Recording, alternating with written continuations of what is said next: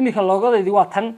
design loogadaydii waan soo qaatay photoshopkaygii waan kusoo furtay altaan u qabanayaa cidhifkii baan istaagayaa waan soo yara weyneynaya saxii baan ka qaadaya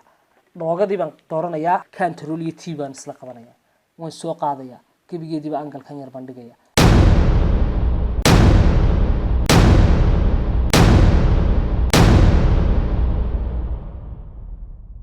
sideeda caadigaaba designku waa shay la isu geeyay amba waa walaxo la isu geeyay kadibna sameynaya wax macna ku fadhiya waa sawirkay u taagan yihiin hadalka iyo qoraalka la oranayo iyo sidoo kaleba macnaha guud iyo fahanka uu qofku ka qaadanayo ayaa waxay noqonaysaa inuu shaygani ay noqoto fariin gudbiyuhuna sidiisaba waxa lagu sameeyaa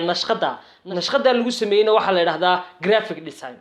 haddaba graphic designka waxa uu asaasiyaa in lagu sameeyo saddex application oo kala ah Adobe Photoshop, Adobe Illustrator iyo Adobe InDesign. Adobe Photoshop waa application-ka inta badan sawiraanta lagu qurxiyo, boorarka laamiyada ku yaala design-kooga kala duwan lagu sameeyo, business card-ka, brochure-ka, billboards-ka, dhammaan waxyaabaha design-iska yaryar ee simple-ka oo dhan lagu design garayo. Sidoo kale Adobe Illustrator waa application-ka isagana lagu sameeyo amba lagu hagaajiyo amba lagu curiyo shayga loo yaqaano loogada ama astaanta ama sumada waa kolba magacii aad u taqaanaan. sidoo kale Adobe InDesign waa application-ka lagu design gareeyo journalada, bugaagta, magazines-ka iyo dhammaan waxyaabaha soo dhan. inta badan waxaad aragteen bugaagta iyo journalada iyo magazines-ku buuga imika qoraagu qoro de laguma soo design gareyn Word laakiin se waxa lagu design gareeyay ee qaabkiisan iyo nashqadiisan lagu hagaajiyay ayaa waxa loo yaqaanaa Adobe InDesign. haddaba saddexda application oo la isu geeyay oo lagu daray xeerarka